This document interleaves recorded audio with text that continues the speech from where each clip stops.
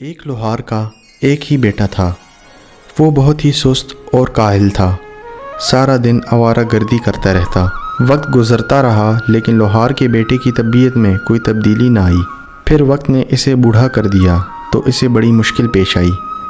ایک دن لوہار نے پریشانی کے عالم میں اپنی بیوی سے کہا، کیا فائدہ ہماری زندگی کا جس میں ہماری اولاد ہی نکمی اور کاہل ہو؟ سوچو، اگر ابھی بھی اس نے کام نہ کیا تو ہم کھائیں گے کہاں سے؟ اب بھی وقت ہے، اسے کہو کہ کوئی کام سیکھے اور پیسہ کمائے۔ آج ہی سے کوئی نہ کوئی کام شروع کر دے ورنہ زندگی بہت مشکل ہو جائے گی۔ لوہار نے اپنی بات ختم کی تو اس کی بیوی پریشان ہو گئی۔ سوچ بچار کے بعد اس نے تنہائی میں بیٹے کو ایک سکہ دیا اور کہا کہ دن کا زیادہ تر حصہ باہر گزارو اور شام کو اپنے باپ کو یہ سکہ لا کر دے دینا۔ شام کو جب وہ سکہ لے کر گھر آیا تو اس نے اپنے باپ کو سکہ دے دیا کہ یہ میں نے محنت سے کمایا ہے۔ اس کے باپ نے سکہ لے کر چولہے میں پھینک دیا کہ یہ سکہ تم نے اپنی محنت سے نہیں کمایا۔ بیٹا یہ سن کر خاموش ہو گیا اور سمجھا شاید باپ کو حقیقت کا علم ہو گیا ہے۔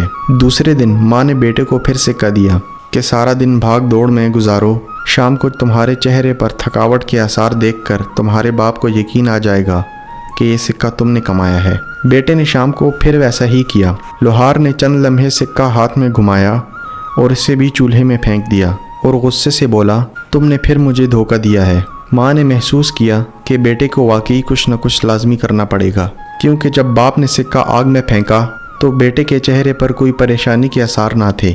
ماں نے بیٹے کو سمجھایا، اب تم جان چکے ہو کہ تم اپنے باپ کو بیوقوف نہیں بنا سکتے، اسے مزید تکلیف نہ دو، کوئی کام دھندہ ڈھونڈ لو، اس بات کی فکر نہ کرو کہ کتنے پیسے کما کر لائے ہو، باپ کو دو اور اسے بتاؤ کہ تم اپنے پاؤں پر کھڑے ہو گئے ہو۔ بیٹا خاموشی سے چلا گیا اور ہفتہ بھر مختلف جگہوں پر کام کیا۔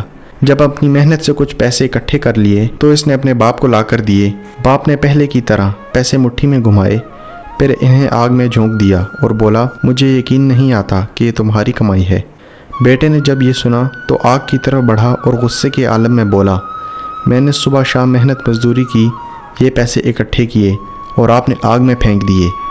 باپ نے مسکرا کر بیٹے کی طرف دیکھا اور کہنے لگا، اب مجھے یقین آ گیا ہے کہ تم نے اپنی کمائی کی ہے اور اس کی خاطر آگ میں ہاتھ ڈالنے سے گریز نہیں کیا۔ اب مجھے تم پر فخر ہے۔